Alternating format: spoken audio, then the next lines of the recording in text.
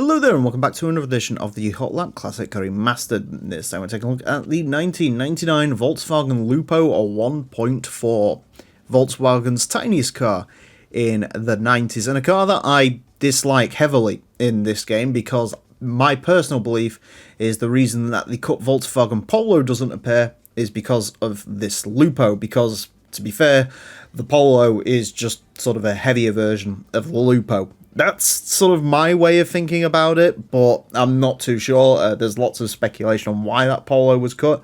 Another one is the fact that it was the pre-facelift as opposed to the post-facelift, which came out in 99. But either way, the one we was left with was this Lupo. Now, admittedly, in terms of usability in the game, Lupo possibly the better choice. It is lighter, it is smaller, and it does have racing modification, which we can see here. I think this livery is actually based on a show car for what would become the Lupo Cup cars that we saw in the later game. But I've never really... I had a Polo. That was like my first car. So I've always been more a fan of the Mark III Polo to the Lupo. I always thought, like, you know, I looked down on the Lupo people. But I suppose looking back on it, it's quite a funky looking thing. The sort of the headlights at the front with the very sort of Mercedes-esque front end treatment. And yeah, no boot space whatsoever, but Lupos have stood the test of time more than the Mark III Polo, unfortunately. Lupo GTI is worth a hefty bunch of money these days. And of course, the Lupo would be the more notable car in Gran Turismo going forward, again with the Cup cars. I think that persisted into even GT6. So yeah, people prefer the Lupo, but I'm a Polo man. But either way, we are going to see how the Lupo gets on around our track. Front engine, front wheel drive, 178 horsepower, 770 kilos. So I mean, in terms of sort of power to weight ratio, quite good, but in terms of actual overall power, that's about what we get out of a key car. But this is European, which means it'll probably be quicker. Anyways, to find out how the Lupo is going to get along, it's going to get 6 laps of the Motorsports Land track in order to set the best time it possibly can. Our current leader is the Suzuki Cultus Pikes Peak version. That car set a time of 26.540, and of course the Lupo is going to go toe-to-toe with that car. Naturally. The Lupo, I suppose the car this really should be gunning for is the Polo, which was one of the first cars that we had go around the track. So maybe that could be due for a rerun eventually. I don't really want to think about reruns, but also my beloved Polo. That car set at a time of a 32.277, which actually, despite being a car that ran very early on, is a very respectable time for a sort of hatchback of that caliber. Because, again, I think the power was very similar to this, and obviously it weighed more because it didn't have the race mod, and because the Lupo is just generally a lighter car. 32.481 on its first flyer.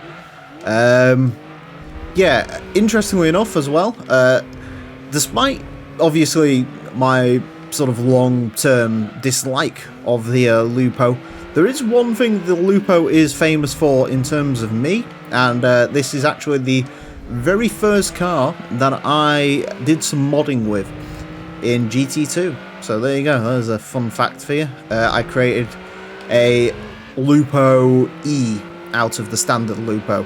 Now admittedly, that wasn't very difficult because the real difference is just some blacked out side skirt trim and the engine, but and boosted the engine, which is like the important part of the car.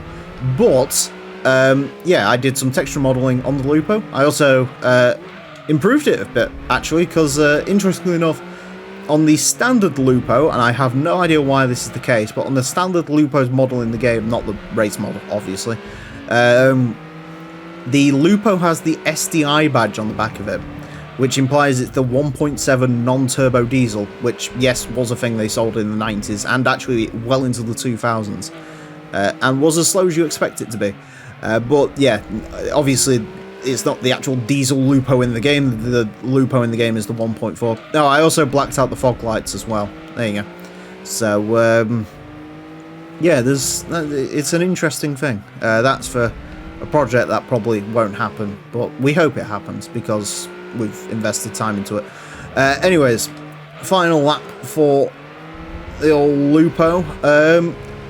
If I had to say how this drives, It's alright. It's not got as much grip as you necessarily think it would, but it feels torquier than that Alfa Romeo we ran last time.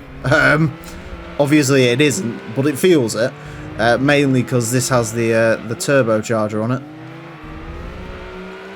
To the line with the old Lupo, it's going to be a 31.642. That's, wow. God, I love this series sometimes. Now, obviously, we did do a sizable corner cut on that second corner, but, you know, if the game doesn't disqualify it, then we allow it. That's how this series works. So, yeah. Volkswagen Lupo, let's go. The Lupo 1.4 mighty vehicle, apparently. Obviously, that means it's like 0.9 up on the Polo, which I don't think would be the case normally, but yeah, I suppose we'll take it. Sector 1 was surprisingly good on lap 2. I don't really know why, because it felt very janky with how wide I was, but we've spoken about this before. The sector times don't necessarily correlate to a quicker lap time, but yeah, there you go. Anyways, a 31.642 will place this guy into 377th place. Goes in between the Lotus Elise 111S and the Nissan Fairlady Z version S2x2. Nice. It is quicker than a Sprinter Terreno, a Corvette 427 Stingray, a Mazda Unos. Slightly quicker than the Subaru Plio, which is interesting, because the Plio is a full-on key car, so this is only slightly quicker than that. Slightly slower than a Mugen Civic Freo, Sprinter Terreno, Nissan Pulsar N1, Starlet Glanza, that's an interesting one. So, yeah, I mean, it's not bad in terms of like other sort of rivals to this car. Beats the Suzuki Alto Works, the Ford Ka, up by about 0.1 on the Ka. Yeah, I mean, again, a lot of it's down to that sort of major cut into the second corner, but every car has the opportunity to do it, I guess, so the Lupo took it. Yeah, mighty Lupo. Anyways, that's it for this episode. Thank you all very much for watching. Join me next time when I will be driving something completely different. Until then, farewell.